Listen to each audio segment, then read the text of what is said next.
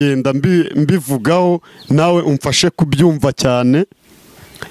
Ijambo ryambayeho ryambabaje niri. Nakoreye Imana iyo mirimo yose nababwiye, ariko nza guhura n'ikibazo. Umwana w'umutesi byo ngiye kubabwira credit. Ndakubwira ibintu byambayeho cyane ndimo aza kumbwira ngo sinzakwibagirwa nubwo imvura yagwa imivi igatemba. Numva ngo nimugoroba abakwe barajya iwabo, arasabwa nimugoroba. Nahise numva mu isi y'Imana nta wundi mukobwa usigayemo. Amafaranga nari mfite nari ndimo kwiteguza ubukwe ni 200,000. Nzanemwe umugore mu 200,000. Ubwo ikintu cyabayeho muri njyewe, nahise nifata ubwanjye ndahindukira ndavati Imana yashimye yuko ntari bwubaka urugo. Ubwo birarangiye, numvaga nshaka gushinga.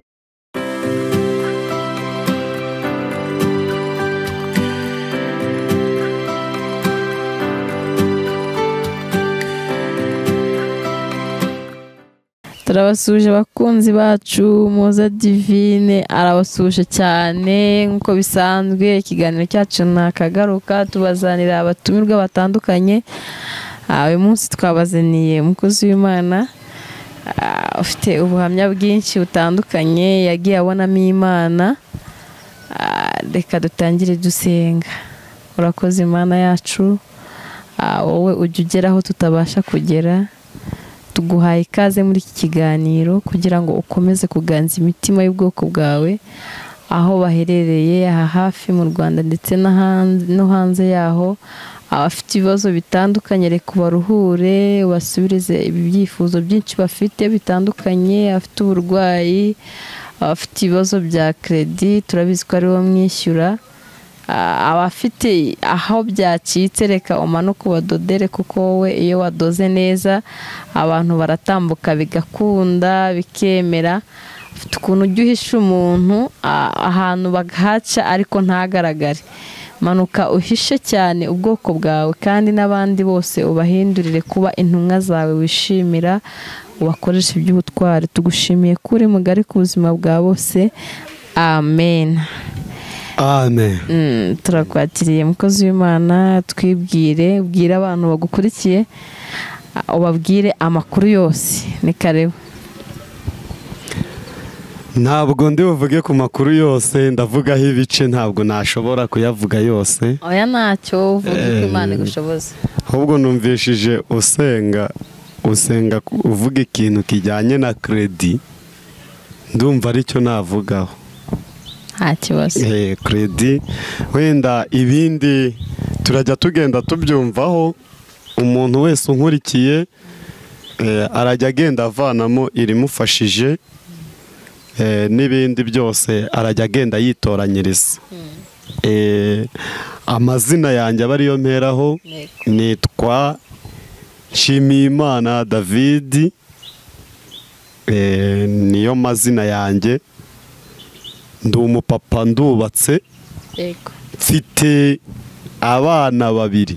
Ko bitakugaragaraho se wabigenje ute? Abahungu n'abakobwa. Murakoze cyane.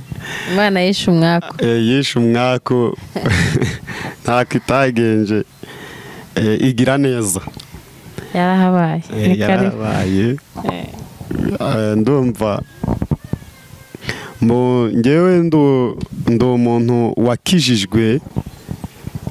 Mu gukizwa kwanjye nta buhamya bw'ibyaha mfite, kuko navukiye mu rugo rukijijwe. Amen. Ariko nagize amahirwe yo kwigishwa n'isi. Isi yaranyigishije, mu kunyigisha impereza irampindura, ingira ikintu cyoroheye buryo ki inshishamo ibibasha gufasha ubugingo bw'abantu yego muri uko rero ndagira ngo mvugane n'isi yo isi. Izi ni inzozi zanjye kuba ngaragaye imbere yanyu. Natekerezaga ukuntu nzabasha kuvuga ijambo rikazenguruka isi, abantu bakankurikirana bakamenya uwo ndiwe, biturukanye n'umwuka w'Imana wari undimo, kumva mfite ishyaka ryo kubwira abantu Imana n'imirimo n'ibitangaza byayo. Ariko biturukanye nyine n'ahantu narerewe. Nawe wicaye aho ngaho ufatiye ahantu warerewe, ni ibintu bihambaye ntatekerezaga yuko byabaho. yego Hanyuma ndagira ngo mvuge ku Mana h'umwanya muto. Umwanya mutoya nshaka kuvugaho, bansabye ubuhamya bwanjye. Nakoreye Imana nkiri muto, ariko mu buzima bwo kuririmba, gusenga, kwegeranya abandi tukaganira ijambo ry'Imana, tugahumurizanya, tukavuga amagambo yuje ubwenge, ndetse bikadutera kuduhereza kumenya uko twitwara muri iyi si. Hanyuma ikintu cyari kinzanye ni ukubabwira ukuntu Imana ijya ibigenza. yego Ijya ibigenza bikemera. Byibura ureke kurira, reka kurira. Ndazi yuko amarira ufite none, hirya y'ejo ufite uwayaguhanagura. Imana yiteguye kuguhanagura, ihorana mushware yo kuguhanagura amarira. Uko yaba ari kose, Imana ifite kuyahanagura. Imana irashoboye. Ndagira ngo mbabwire yuko ndi umuririmbyi, ndaririmba. Muri uko kuririmba kwanjye, ikijya kintangaza ni uko buri wese unkurikiranye mu miririmbire yanjye abona ndi umwana w'umutesi. Abona ndi umwana w'umutesi. Ibyo ngiye kubabwira ko bitambayeho, ariko twatangije ijambo rivuga ngo kredi. Ndakubwira ibintu byambayeho cyane, ndimo kugenda mbivugaho, nawe umfashe kubyumva cyane. Ijambo ryambayeho ryambabaje niri. Nakoreye Imana iyo mirimo yose nababwiye, ariko nza guhura n'ikibazo. Ndambirwa ubusore. Numva ubusore ndaburambiwe. Numva ndabwanze. Ubusore ndabwanga. Abasore ntibanga ubusore bagaruka. Tubwira ibyiza byo kwanga ubusore rero. Nahuye n'ikibazo cyo kwanga ubusore biturukanye n'uko nabanaga na tate akaba abana n'ubumuga, adahaguruka ahari, kandi ari njyewe mwana afite. Ariko ubwo bumuga bwamufashe yarabanje kuba muzima, kuko yarampekaga. Nza kumenya ubwenge, yajya mpeka nkajya mvuga ati ndi kuvunika, nshyira hasi nigenze. Murumva nari mukuru. Noneho tuza kubana, maze kuba agasore kazi kwishakira ubuzima, ntandukana nawe. Ndamusiga. Nkimara kumusiga, ariko hakaba hari ikintu yantoje gukunda Imana n'abantu b'Imana, akampereza kuzuzanya nabo, akampereza gutekana, ariko akambwira ngo nuva mu nzu y'Imana uzapfa, ahubwo uzakomeza uyibemo kugira ngo uzabashe kubona ukuntu ubaho kuri iyi si. Yampaye umurage mwiza ntabasha gusobanura aka kanya kuko nkugiyemo byambana birebire. Ndagira ngo ngaruke aha hantu. Noneho bibaye 2012 nibwo twatandukanye, nza kuba mfite umukobwa dukundana muri icyo gihe. Noneho igihe kigeze cyo kugira ngo nshingane nawe urugo, muhamagaye ngo igihe kirageze cyo kubana nawe. Aza kumbwira ngo sinzakwibagirwa nubwo imvura yagwa imivi igatemba.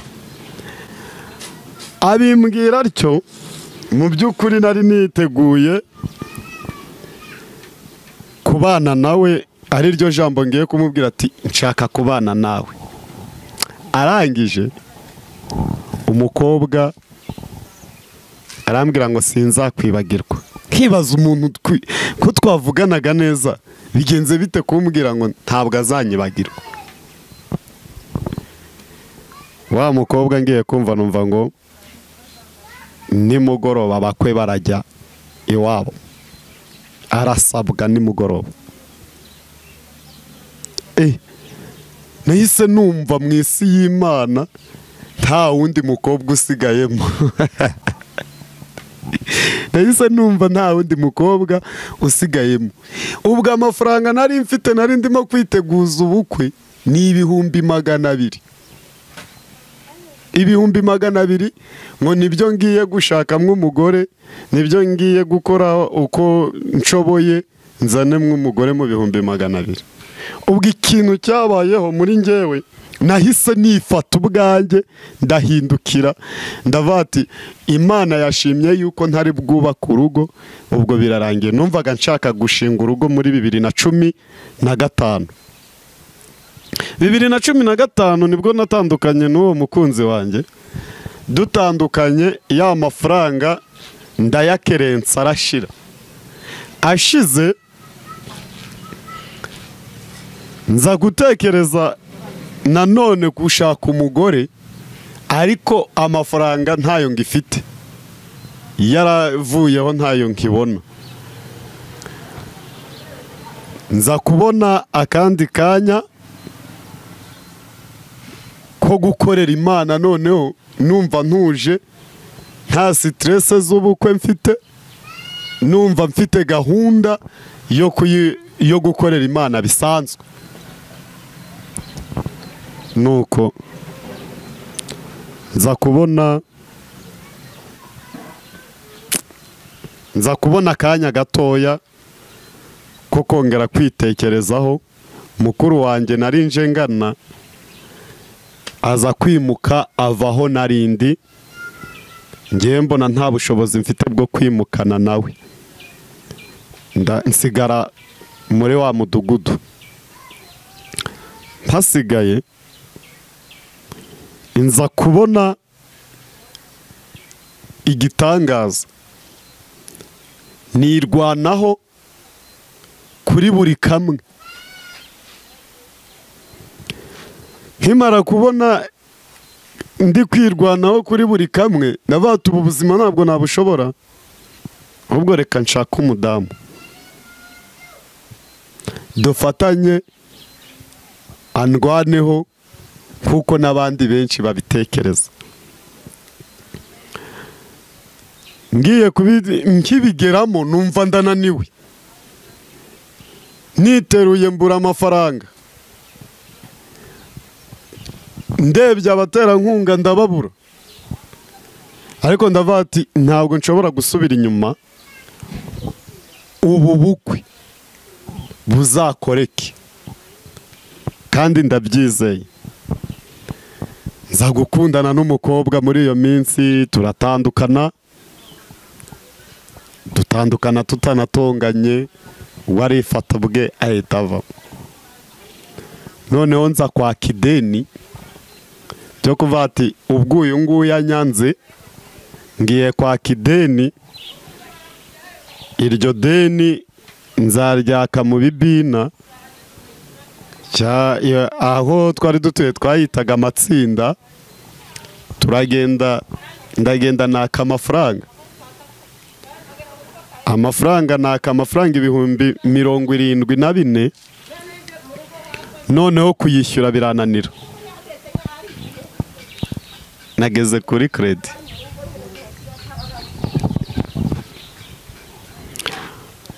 Amafaranga ibihumbi 74 nyafashe, nanirwa kuyishyura. Unanirwa kuyishyura?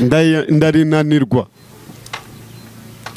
Fata umwanya wo kwitekerezaho ahantu nzavana ayo mafaranga, shaka ukuntu nzagaragara icyo kintu nakikuraho, birananira. Amafaranga nakwishyura utwo mbonye ngatereramo ku muntu uri gushaka wari mu kihe gice, muri ruhande? Nari ndaho bita Inyamagabe ku Kigeme. Niho nari ntuye. Hanyuma ya mafaranga ananira kuyishyura. Muri cya gihe nananiwe kuyishyura, inza kubona umuntu w'umugabo wamfatiye mu buzima bwanjye kanini ntagomba gusiga. Yitwa Kabanda, Papa Alliance. Nuwaho hantu? Nuwaho hantu twari duturanye. Ambera umubyeyi. Arangije aranyiyegereza, arankunda, angira umwana we mu buryo njyewe ntazi, ariko mfite umusonga w'ideni ry'ibihumbi 74. Arangije arandeba, twicaranye n'abandi bagabo. Imana imuha umugisha, ahari ndabizi bizamugeraho. Ngiye kumva numva anyemereye ijambo riremereye buri wese yakumva arishimye. Arambwira ngo kugeza ubu baye umuhungu wanjye, none wowe ugende nubona umukobwa ukamushima, uzambwire nzagukwererera. Arakoze cyane, turamushimiye, n'umukozi w'Imana, yakoze mu gihe cye. Nzagukwererera. Nahise numva ambereye igitsikamutima, buryo kikugeza n'ubu ngubu numva yarampinduriye ingendo. Yampinduriye ingendo, imvugo, imyicarire, imibereho. Imana imuha umugisha. Imana ibumuhe. Ariko nubwo yambwiye ngo nzagukwererera, ubwo ideni ntiryari ribuze kugira ute kuhaba. Numva umutima urandiye. Nagira ngo ntegura amafaranga yo kujya gutura, itsinda rikaba rirayashaka, kayabahereza. Ibihumbi 74 byunguka. Nta kazi nari mfite, ntawe narebaga uzabimfasha, gusa nari mfite akazi gatoya nzi ko kazamfasha kwishyura. Kaza kurangira kari akarwiyemezamirimo. Karangiye mbura ahandi nyakura. Ideni aho kugira ngo rihagarare rikagenda ryikuba, hajyaho ibihano, inyungu, utunyungu, bigenda bizamuka. Ngiye kumva numva itorero naryo rintekerejeho.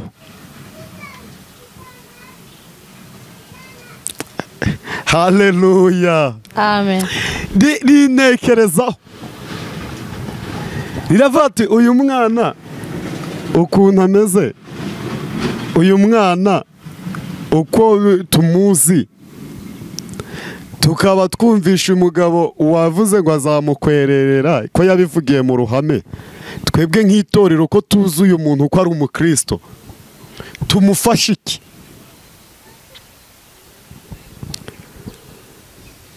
Nza kwicara ngewe ntazi iby'itorero riri kunteganyiriza, nza kubona umugabo bita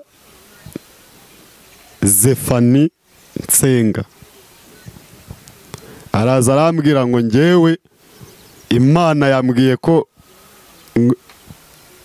ishaka ko uva mu busiribateri, none twebwe nk'itorero twiyemeje kugushakira umwanya ukaza mu nama y'itorero. Amen.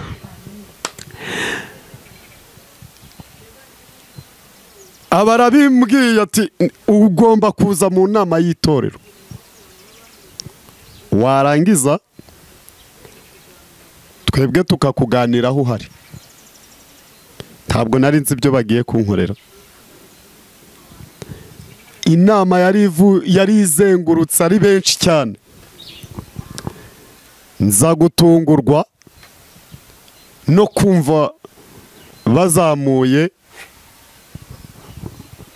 bazamura amarangamutima yanjye. Baravuga ngo uyu ni umusore ariko yubahishije Imana mu gihe gikwiriye. None muri uko kuba yarubahishije Imana igihe gikwiriye, ntiyadukojeje isoni. Tanze ingabo nyinshi ku bwacu. Abarambwiye ngo twebwe twereka umugeni umukobwa washimye, tugushakira ibishyingirwana. Imana yacu irashoboye. Tukimara kumva iryo jambo, babimbwiye uko nguko nta mukobwa mfite turi mu rukundo.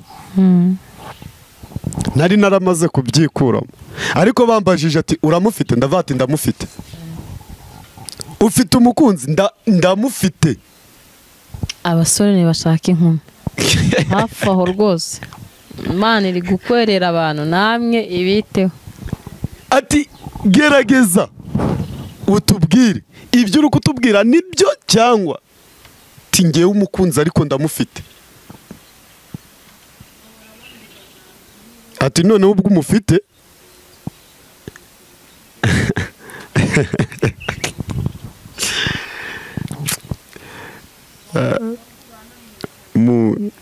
muhoza Karame. Iyi Mana murayinyibukije ubugira kabiri.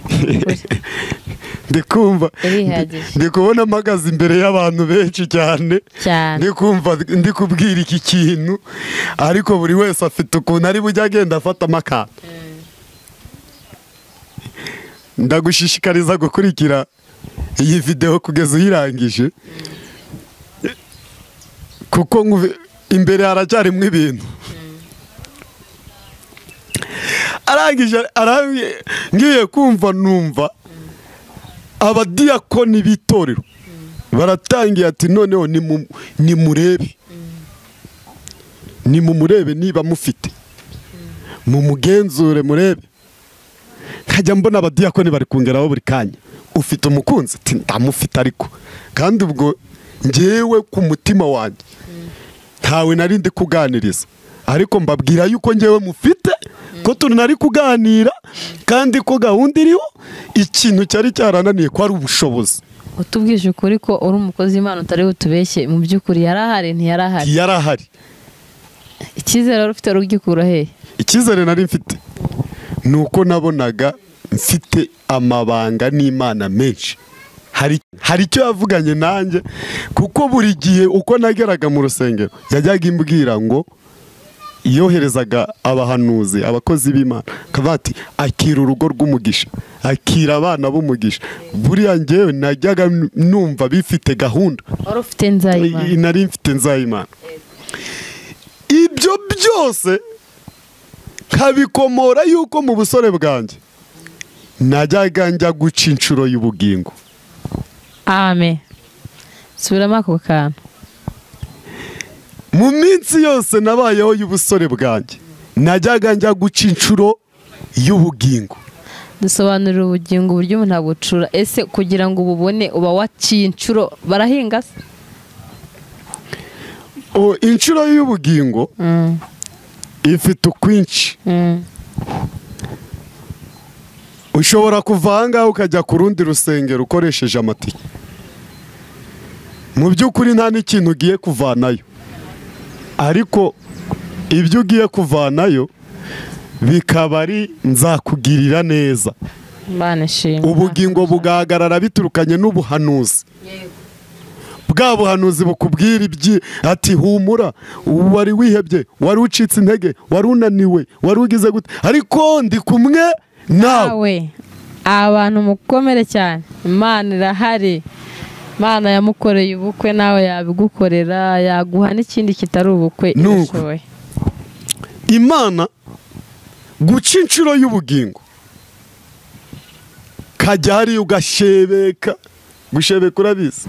Ntago mbizi. Gushebeka ni ugusenga amasengesho akurusha imbaraga, nko kwiyiriza ubusa ukemera, ugaturuka mu gitondo winambuye, nta biryo wakojeje mu kanwa, nta mazi, ukarara nta mazi wanyoye, ejo mu gitondo ukirirwaho nta mazi wanyoye, ukageza nimugoroba. Nukuri. Ukiyima icyo kurya, ukiyima icyo kunywa. Ibyo babyita gushebeka. Uba wagiye kwishebekera cyangwa bagiye gushakisha ubundi buzima. Iyo wagiye noneho tubishyize mu buzima busanzwe, ubundi abashebeka tuzi neza ko ari nka wa muntu uhagarara hariya yarebye hirya yarebye hino yabuze ahareba, agahagarara hariya akavuga ati ngewe mpagaze aha ngaha n'isuka yanjye, bakajya kuguhereza ishyamba rireshya gutya ngo iryo shyamba urihinge. Nta mupanga ufite. Ugiye kuba nka Debora noneho yanditse mu bacamanza. Debora ni umudamu wakoreye Imana mu gihe cye. Uwo mudamu yabaye intwari muri Bibiliya, tumusanga mu bacamanza ibice 5 ku murongo. Iryo jambo ngiye kuvuga riri mu bacamanza ibice 5 ku murongo wa 11. Uwo mudamu Isiraheli ngo yari mu karindagizi ngo imyaka 200. Arangije ngo we aratabara, akurana amateka tuzayavugaho, atabara Isiraheli imyaka 400 iri mu mahoro. Akubwira ngo ayitabare, yavuze ngo kure y'induru z'abarasana, aho bavoma amazi, aho niho nzatura. Nuko ngo twabihuza nuko kwishebekera nyine. Gushebeka naho ubwo hari ukundi kuntu yashatse kujya kure y'abandi, yashatse kujya kure y'induru, ubwo nawe wajyaga kure y'induru. Ubundi hari ikintu kibaho, ubuzima urimo ako kanya bugutoza ukubaho ibihe. Ubuzima urimo ako kanya, umuntu wese ukubonye akakureba uko uhagaze ahita agufatira mu gihe urimo. Uyu mwana ni uwo mu gikungu ntacyo abaye, uyu mwana iwabo barakize, uyu mwana uko bihagaze nuko. Ariko ndagira ngo nkubwire, Imana yaje kubikorana, byaje kurangira ubonye umugore. Reka ngasobanureho, nari mfatiyeho, ariko ngira mvuge aka kajambo. Mu gihe nicaye byanshanze, ngiye kumva numva telefone irasonye, barambwira ngo ubonye genda kuri banki. Kuri banki? Ujye buriya natumye itsinda ritagabana. Ni ukuri? Barindiriye ngo mbese uzayazana ryari. Kuri umukozi w'Imana uzayazana ryari? Kuri umukozi w'Imana uzayazana ryari tugabane. Tugabane? Umukozi w'Imana wambura. Umukozi w'Imana buriya kandi ni ukuri nari narakubiswe. Byari ibihe. Nza kubona ikibazo. Bana we warakoze. umuntu baje ndababwira ngo nimugende nta mafaranga mfite, ati twandikira urwandiko, ndavuga ati mugende muzana urupapuro n'ikaramu ndandika. ukuri ngiye gusanga nsanga ideni rihagaze 250. wowe uri kunyumva biturukanye n'amafaranga ufite, urumva yuko nari ndimo gukora ubusa, ariko yari yarananiye kuyishyura. yari yarakunaniye. Yari yarananiye kuyishyura. Imana iritamurira kwishyurira. Yari yarananiye kuyishyura ayo mafaranga. Waje kuyishyura habaye iki rero? Nagiye kumva numva telefone ati turumva ko ufite ubukwe. Yego. None turashaka kugira ngo tugukorera akantu. Nukuri. Ndavuga ati ako kantu ni mukankorere rwose ndagakeneye. Ngiye kumva numva ngo jya kuri banki. Ngiye kugerayo nsanga hari 200 200 230 na 30 na 6 n'amafaranga 600 na 60 n'uduceri 50. Imana shimwe yakwishyuriye yishe umwaka. None se yari famiye yawe yishyuye se cyangwa ni inshuti za? Ni inshuti zanjye Imana yakoresheje. Nta itakura umuntu ngo igutabare. Irashoboye, ntihabwe icyubahiro. Imana yacu irihagije. Ndanezerewe cyane kandi turagushimiye ukoze kuri bimwe bibangamiye abantu benshi. Hari ukuntu abakozi b'Imana bari kugira amadeni akabakandamiza cyane, ariko n'abantu bafitiwe amadeni ni mwihangane kuba abakozi b'Imana bafite amadeni yanyu, igihe kirageze ngo Imana ibishurire amadeni. Hari ukuntu umuntu turi kubabwira ko abakozi b'Imana bahura n'ibibazo byinshi bitandukanye, bakagira ibibazo by'amadeni, ntago aba ari bo ahubwo ni ibihe. Hari igihe ibihe biza bikwigisha bigatuma wambura, ariko atari ko biri. Iryo jambo ryo kwambura nta mukozi w'Imana wambura. Dushingiye kuri umukozi w'Imana uduhaye ubuhamya, mu by'ukuri yari afite umutima wo kwishyura ariko ubushobozi bwanze. Ariko nyine namwe Imana yatije agahe mukumva nyine mwarabonye umwanya wo kuguriza, ni mwihangane. Umwishyura araje kandi uwaguhaye nawe yabasha kumuha, ntago ajya atanga gakeya ngo abandi abime, ahubwo twese duhera rimwe. Nuko ibihe bitandukanye nababwiyeho ukuntu isi ari igitabo, buri muntu aba ari gusoma page ye. Rero niba umuntu ari gusoma page nyine ari mu kigeragezo cyo kukwambura, wowe ukomeza umusengere, wizere Imana kandi umwaturireho umugisha kugira ngo Imana imufukurire iriba nawe abashe kugira uko yakugenza. Kandi n'abakozi b'Imana bihisha mu jambo ry'Imana bakaba bambuzi bafite ukuntu bishyura, Imana ibababarire. Turabashimiye mwese mudukurikirana umunsi ku wundi. Imana y'amahoro ibahe umugisha.